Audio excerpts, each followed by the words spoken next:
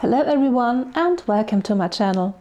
I have fulfilled myself the dream of the perfect winter coat. It is red, it has princess lines and a nice collar, and the pattern is available for free on my website. So if you would like to make your own, follow me along and get the pattern. You can either use the link under the video to get to the pattern kit with all the settings pre-made for you, or you can go to dressdeveloper.de pattern kits, and here you can enter the configuration code. That's 19-2, and this code will lead you to the princess line coat pattern kit with all the settings I used for my coat already prepared for you. Here you can select the model length, so if you want the coat to be shorter or longer, you can just change that here. The fit category determines the amount of ease in the pattern, so 7 is a nice medium value. Here you can set the flare amount on the hem, which means the amount of flare on each panel on the seam. And here is a new setting for all my princess line patterns. You can select if the flare should start at the waist or approximately at hip height at the end of the waist dart. So I have selected the new sleeve option for slender sleeve with dart. These sleeves do come with a dart in the lower arm, which will lead to a very stylish classic silhouette. The upper arm has some additional ease, so I would only recommend this for wool, where you can ease this in. So a neckline finish is the turn down color. Closure is buttons in front, there's no other option right now. And for pockets, I chose the welt pockets. So I select a size. You can also upload your measure set with your very own measurements. Now I add some seam allowance. And for the paper format, I really recommend you get this on a larger paper size, like A0, and get this printed somewhere. Because I didn't do that and I ended up with 134 pages of DIN A4. And it took me 3 hours to tape this pattern together. So please don't do this to you. Get it in a larger paper format. And here you have the cover with an overview over all your pattern pieces, which are quite a lot, but you have a pattern piece for the lining as well. And here you see an overview over a printing layout.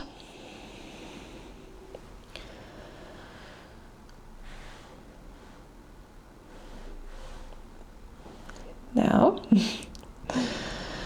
and here is the pattern itself, ready for printing. So here we are, everything is laid out. You will notice that there are red markings on the pattern pieces. That's because I have different pattern pieces for the lining and I don't want to to mix them up. And all pattern pieces with a red marking will be cut out of this gorgeous red wool. So here we have all the panels, the facings. This is the welt for the pocket, the big front facing, the sleeve, all the little facings, and the collar, which I will cut twice on the fold. And I have some leftovers here. And when I watch this, should be exactly enough for a hood. I wonder if I can make a detachable hood for this coat. Would this work with the color? Maybe if I add the buttons under the color? I need to explore this a little bit. I think Shannon Makes did something like that. I need to rewatch this video about her coat. But for now, I will cut all these pieces, and then I will repeat this step with the lining. And just to show you, these are the pieces for the lining, marked in green. And I'm using a very slippery black rayon as lining, which will feel gorgeous in the finished coat, but probably a hell to work with. Anyway, I will cut this out too, and then I can begin sewing. First I interface the front and neck hole facing and one of the color pieces with some fusible interfacing. Yes, I should have used a pressing cloth, so my iron didn't get glue all over it, but here we are. To create the welt pockets, I need to mark the opening. First, on the back of a welt piece, note that we need mirrored pieces, so make sure to flip the pattern piece for the second one.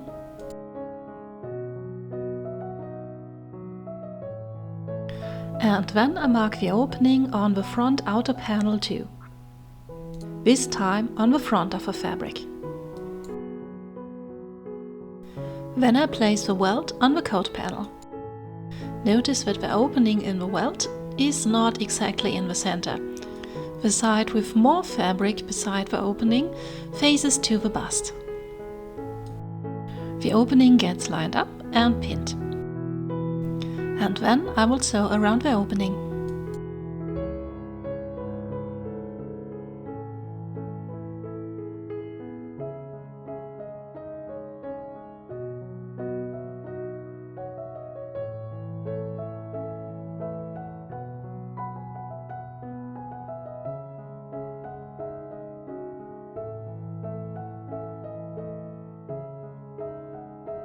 The next part is a bit scary, because I need to cut into my lovely fabric.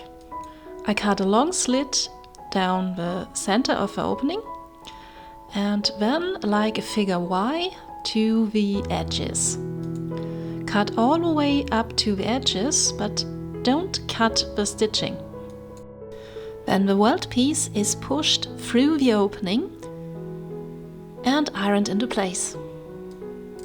I don't have footage of this, but trust me, you want to iron this. Pressing it down with the hands is not enough. Next, I fold the longer piece of the welt up and down again. So this is actually forming the welt itself. This gets pinned into place.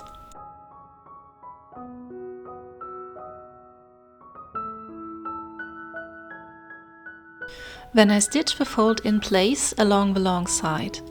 I did in fact decide to sew this in the ditch from the outer side of the fabric, and I think that's wrong. I should have folded the outer fabric back and sewn only the seam allowance on the inside. So this would be better secured and not visible from the outside.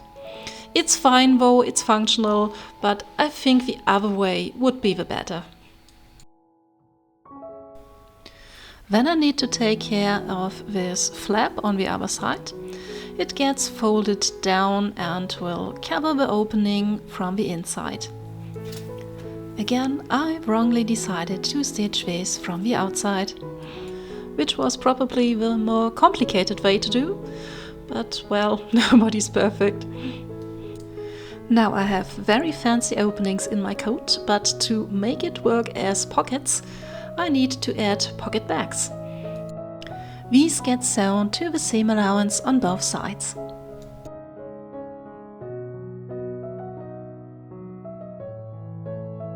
This is a bit hard to see. You can sew one after the other if you want. And actually I increased the seam allowance before I published the pattern, so it should not be as fiddly for you as it was for me. You could probably sew on the pocket bags to the welt before you do the whole welt thing. I'm not sure how I can mark this on the pattern piece though, because one pocket bag must go on the back of the welt and I can't print on the back. So I fear you need to figure that out on your own, or you do it like I did.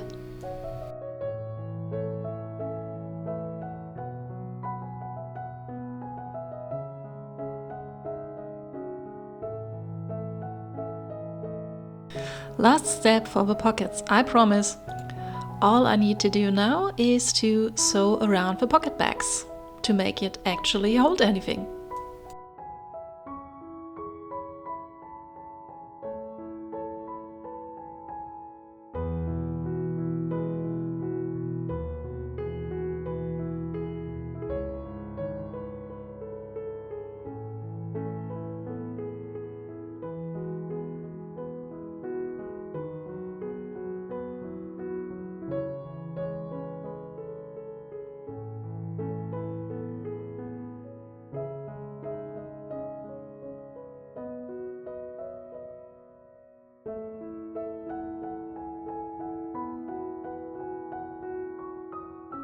Yay, pocket done! Sew everything together. The two color pieces get sewn together right sides facing each other. The bottom side stays open.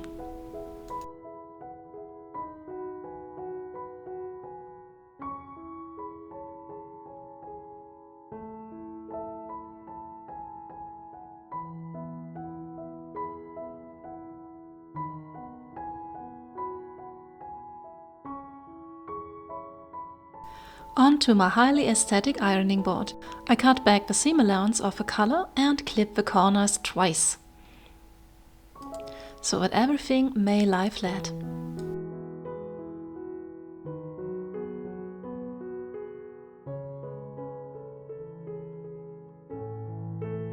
Then I turn the color inside out and I use a folding tool to poke out the edges.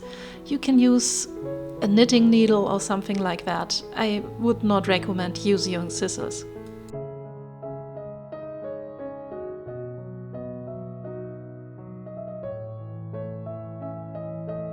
Not so easy to get a sharp point with this very thick fabric.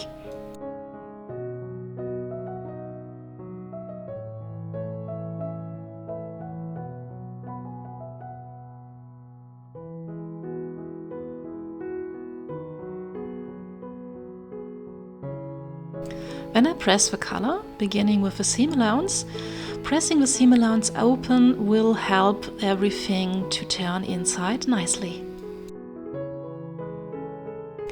And then I press the color from the outside. A tip when pressing wool fabrics: always use steam. It makes such a huge difference. Try it and then thank me later.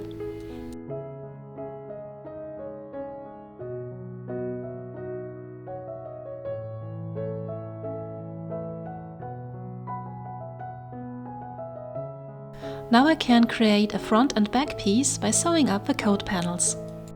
This is always the same procedure. I line up the notches, the beginning and the end, and then I divide everything in between evenly. There should not be the need to stretch anything. Lining up the curves may seem impossible, but remember, you line up the sewing line, not the seam allowance. Trust me, it will work out.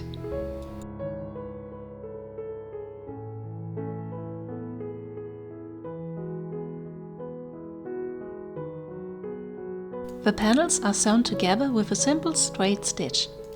Since I am lining the whole coat, there is no need to finish anything.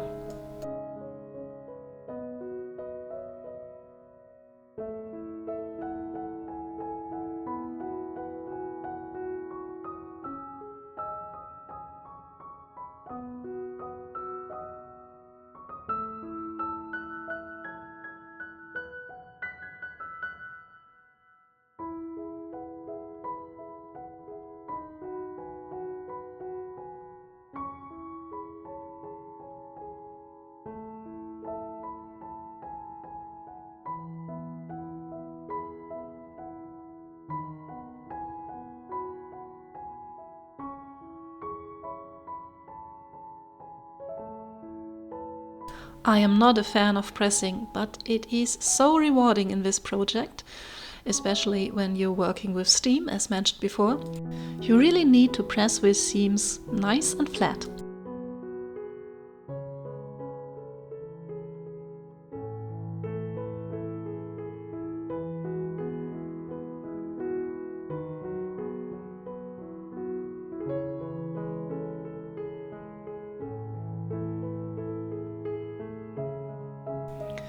The curves get pressed open over tailor's hem, which helps a lot while pressing the curves into shape. And this fabric is so nice to work with. See how all these puckers just disappear with the steam. If this does not work out with your fabric, feel free to snip into the seam allowance. It is important that everything lies flat. Then I can sew the shoulder seams.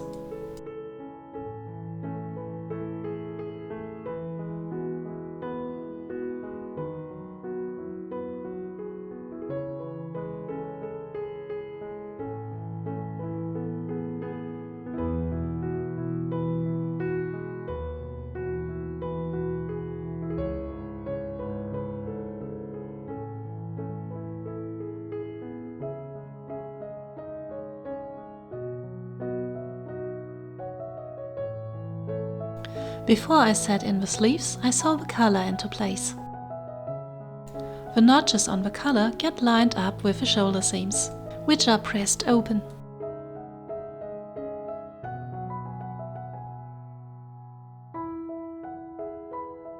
There's also a notch in the front panel, which indicates the end position of the collar.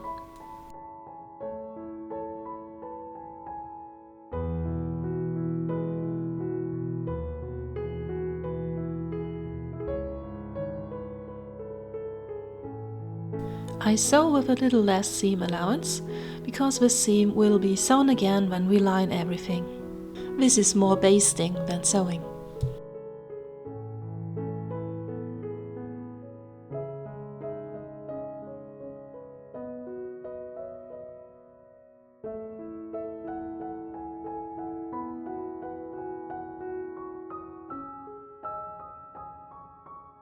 Before I can set in the sleeve, I need to take care of the dart in the underarm.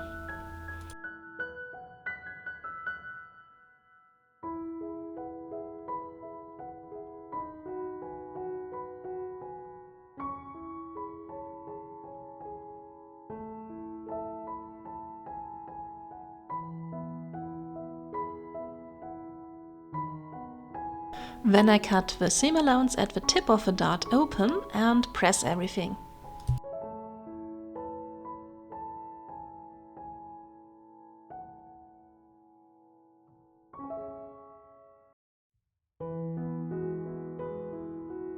Time to set the sleeves in.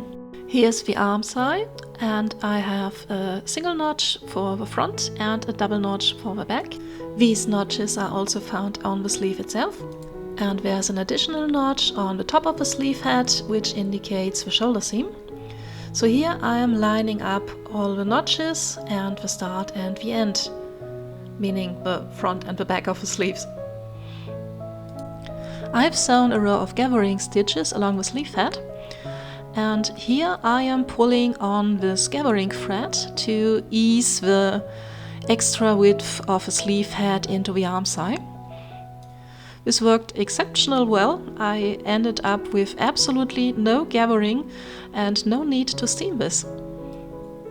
This will not work with all fabrics, so this is the reason why I recommend this type of sleeve for wools.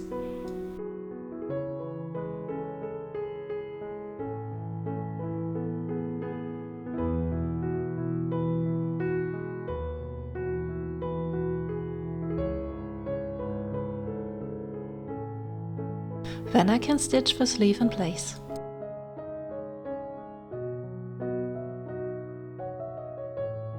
The coat is getting pretty thick at this moment, so I apologize if you can't really see what I'm doing here. I keep reposition everything and stroke every little gatherings flat.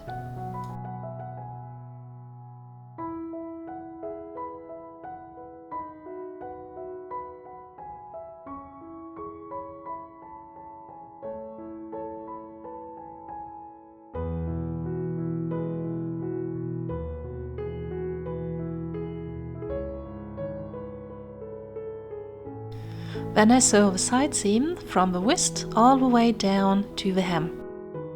With this step, the outer shell is basically finished.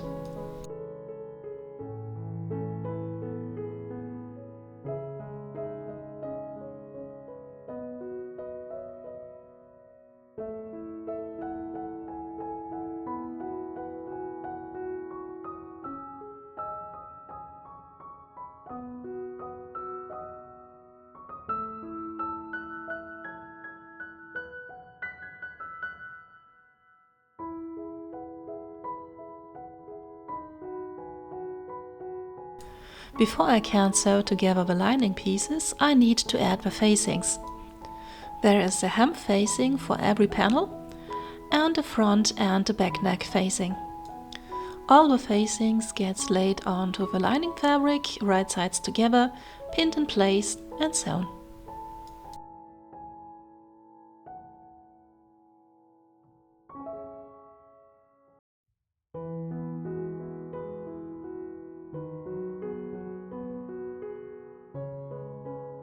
Here you can see me add the back neck facing to the back panel, and you will see I added a little fold in the center of the back. I put a little bit extra room for the shoulders in this pattern, but I decided to take it out before I published it. I just don't think it's really necessary. If you want to add this extra bit of ease to your coat, you can simply cut the back lining panel on a slight angle. And here I add the front facings.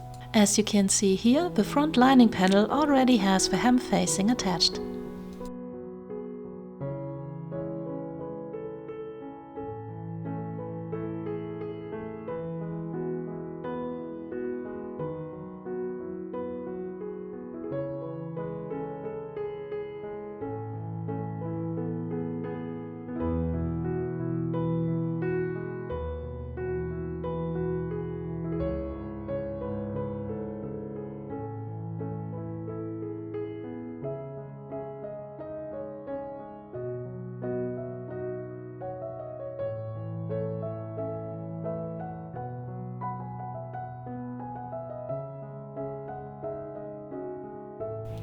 The last facing is for the sleeve lining.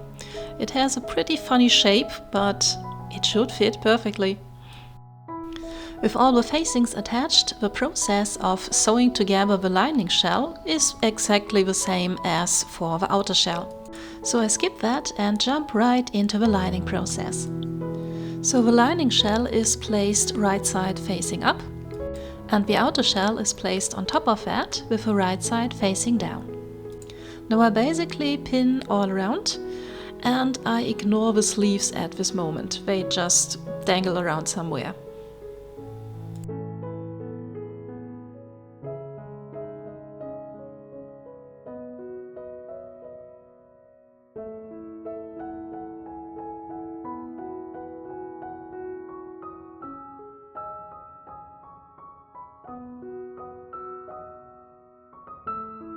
Then I sew all around, leaving the back inner panel open at the hem.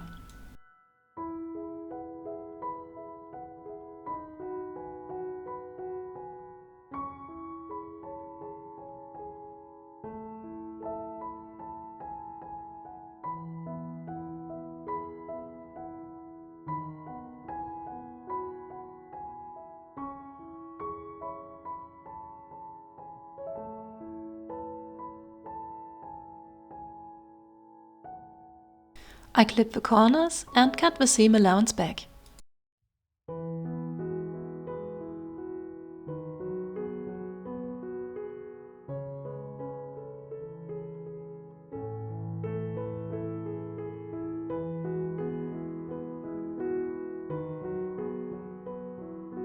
Then the coat is turned inside out.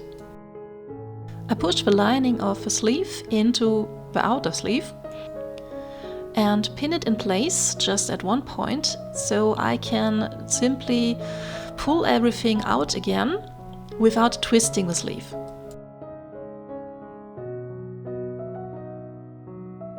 Seems like I needed some time to figuring out the right position. When the sleeves get pulled out through the opening in the hem, only the sleeves this time.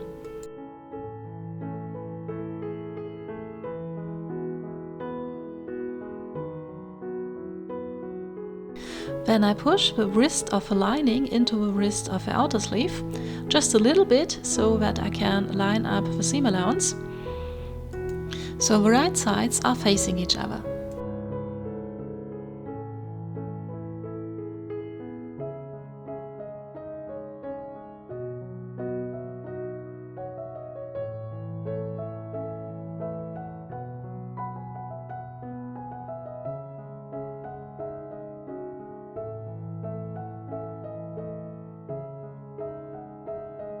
Then I can sew around the wrist. I thought this camera angle was better, but now you have my hands in the way instead of the coat, so probably not better at all. Anyway, I hope you can see what I'm doing here. I am sewing inside the wrist, and from time to time I need to pull the lining out of the way.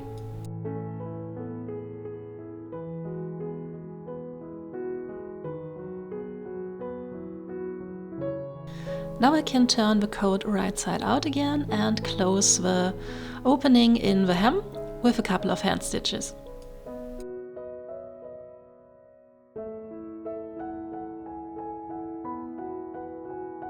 What's left to do now are buttons and buttonholes. And here I faced a little problem, because I could not for the life of me get my sewing machine to sew a proper buttonhole in this coat. Probably too thick, too many layers. The machine could not transport the fabric in the right way, so it just didn't work out. So after a lot of head scratching, I decided to sew the buttons on as planned, and then to add some snaps to close the coat. I think this is the best solution for now. If I decide otherwise someday, I can simply take these off.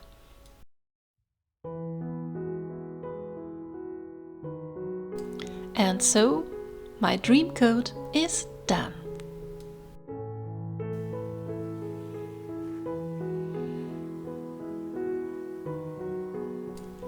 I love how this thing turned out. It is so warm and cozy and colorful. What is there not to love? I will probably wear the coat with the top button unfastened, so it does even look as if I had a lapel.